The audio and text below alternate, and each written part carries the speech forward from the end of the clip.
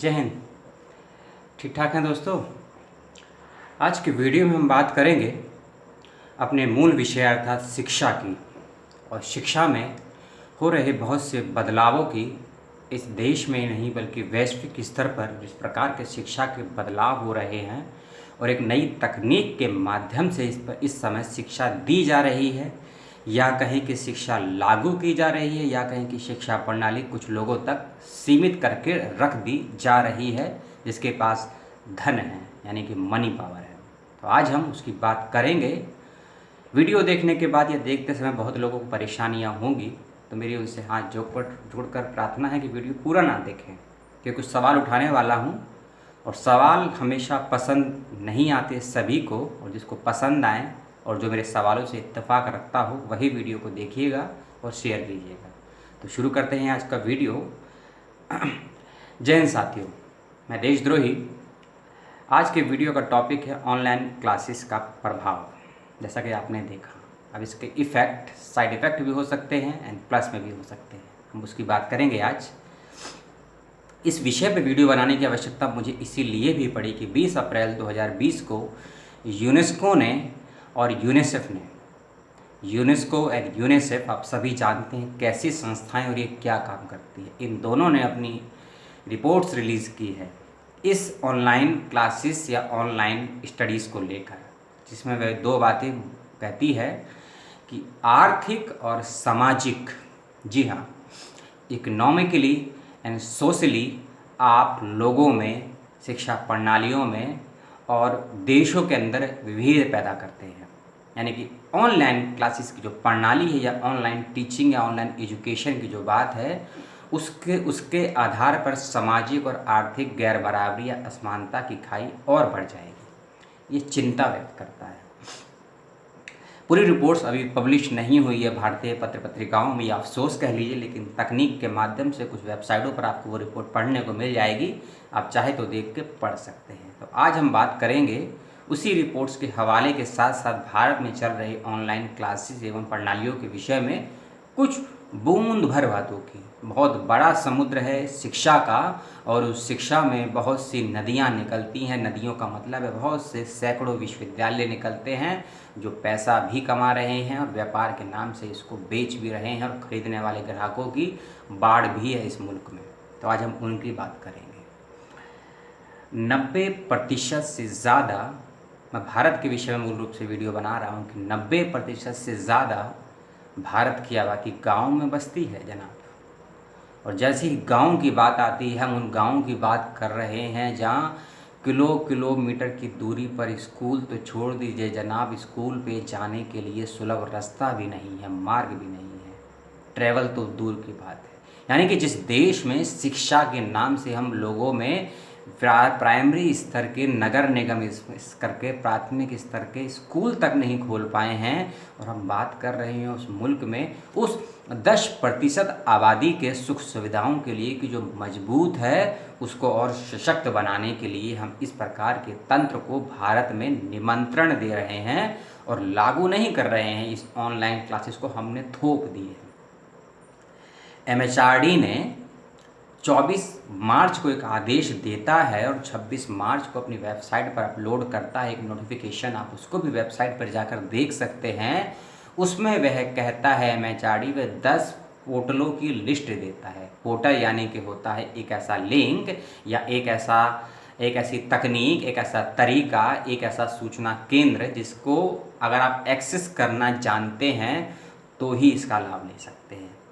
Access शब्द ही बहुत भयंकर होता है, यानी कि आप यदि किसी चीज़ का उपयोग करना जानते हैं तभी आप उस चीज़ के लाभ और हानि से परिचित हो सकते हैं। लेकिन सरकार ने आदेश दे दिया और एक मंत्रालय ने उस पर मोहर भी लगा दी कि अब ऑनलाइन पोर्टल्स के माध्यम से आप अपना स्टडी मटेरियल छात्र छात्राएं कलेक्ट करेंगे और शिक्षक उसको सर्कुलेट करेंगे, और उसी के माध्यम से इस लॉकडाउन जैसे समय में आपको अध्ययन और अध्यापन करना है।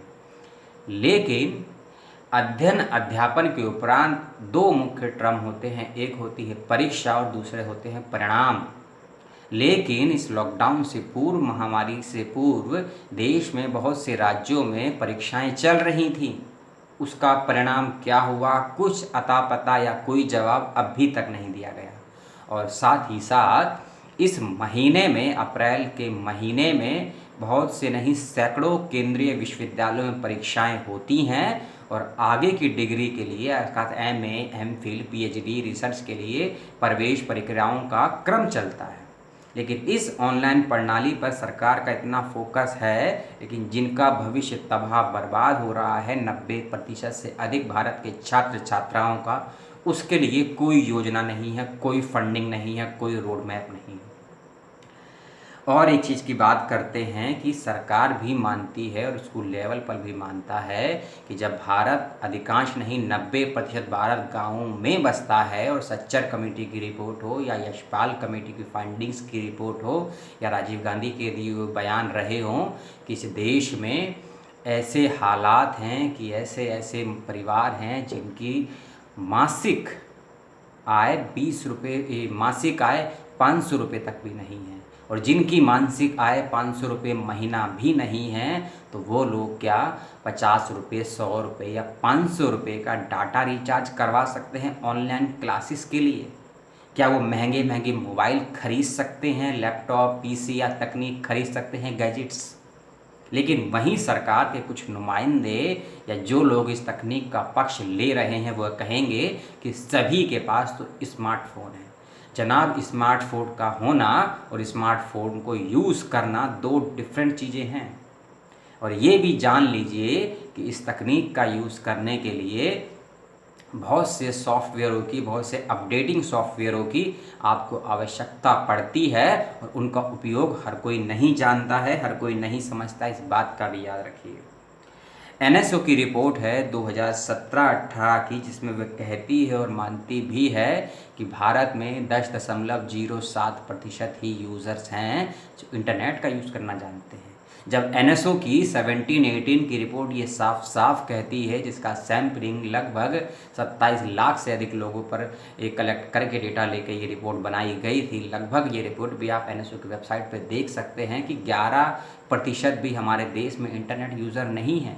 यानी कि चलिए आप NSO के रिपोर्ट्स के अंकलन को ही अगर मान लें 10 से हम 15% भी कर लें, फिर भी 85% लोगों की शिक्षा का माध्यम क्या होगा इस लॉकडाउन के समय में?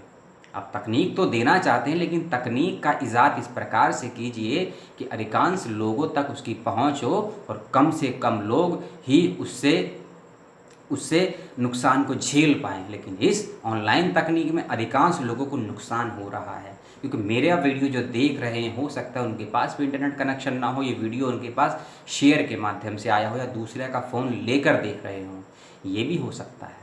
लेकिन हमको तो एक सनक है दिमाग में कि एक नीति लागू करवानी नहीं, एक नीति पहले थोप देनी है, और जब आप नीति और प्रणालियों का विरोध करोगे तो आपको कानून का डर दिखाकर, कानून का भय दिखाकर आपको कानून के माध्यम से जेलों में या घरों में ही नज़रबंद कर दिया जाएगा, या संस्थानों में आपका इकोनॉमिक रूप से या सोशली रूप से शोषण भी किया जाएगा। और फिर वहीं NOC की रिपोर्ट एक और बात कहती है कि 10% से अधिकांश लोग तो नहीं हैं, जी हाँ, 10% से कम ही ऐसे शिक्षक हैं, टीचर हैं जो तकनीक का यूज़ करना जानते हैं। और ये सभी जानते हैं, चाहे कक्षा की पढ़ाई हो तो भी शिक्षक चाहिए, और तकनीक के माध्यम से यदि मैं आपको कोई शिक्षा दे रहा हूँ तो दोनों पे तकनीक की नॉलेज भी होनी चाहिए। लेकिन इस देश में ICT यानी कि इंफॉर्मेशन कम्युनिकेशन टेक्नोलॉजी के टीचर्स भी 10% से कम ही हैं। ये भी NSO की 17-18 की रिपोर्ट कहती है, और वर्ल्ड बैंक की 18 और 19 की रिपोर्ट भी कहती है भारत के संदर्भ में कि 10% से भी कम रेशियो है कि जो ऐसे शिक्षक हो जो ICT के बारे में जानते हों। हमारे देश में शिक्षक नहीं है, हमारे देश में विश्वविद्यालय नहीं है, आर्थिक स्थिति बेहद बद से बदतर हालात में है। वहाँ एक ऐसी तकनीक के माध्यम से आप शिक्षा को देना सुलभ समझ रहे हैं, जो कि सुलभ नहीं है। लेकिन बहुत से विद्वान इसके पक्ष में भी हैं, इसकी बात भी करते, लेकिन इसके खतरों की बात नहीं करते हैं। अभी तक जो मैंने आपको बताया इसके बारे में बताया कि क्या है, क्या पूरा प्रारूप, अब थोड़े इसके डेंजर्स की बात कर लेते हैं। जब आप कोई भी ऑनलाइन क्लासेस या ऑनलाइन पाठ्यक्रम डाउनलोड करते हैं या ऑनलाइन उसमें काम करते हैं, वीडियो के माध्यम से मांग करते हैं, तो सबसे पहले कुछ जगह पर आपको अपना अकाउंट क्रिएट करना पड़ता है, उसमें आपको डिटेल देनी पड़ती है अपनी। तो इसकी गारंटी, क्योंकि भारत में अभी तक डेटा प्रोटेक्शन बिल पास नहीं हुआ है, इसीलिए डेटा आपका सिक्योर है या डेटा सिक्योर नहीं है, जो इन्फॉर्मेशन आप गवर्नमेंट को दे रहे हैं ऐप्स के माध्यम से, चाहे आरोग्य सेतु ये जो वर्तमान में चला है वह हो, जो स्वास्थ्य के दृष्टिकोण से बनाया गया है, या फिर इस प्रकार के जो ऑनलाइन पोर्टल में अपनी इन्फॉर्मेशन आप देते हैं, वह कितनी सिक्योर है।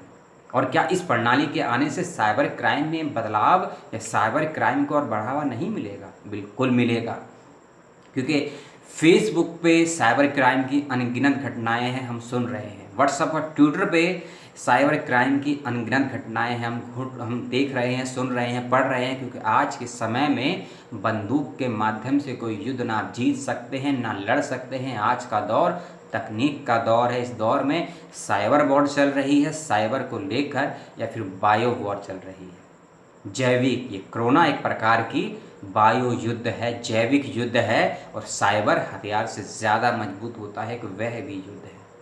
और जो लोग ऑनलाइन प्रणाली का समर्थन में हैं या इसके पक्ष में बहुत से अपने तर्क वितर्क देते हैं, उनको समझना चाहिए, क्या हम शिक्षा सीमित कर देना चाहते हैं, या हम शिक्षा के माध्यम से सीमित लोगों को ही और सीमित शिक्षा ही देना चाहते हैं।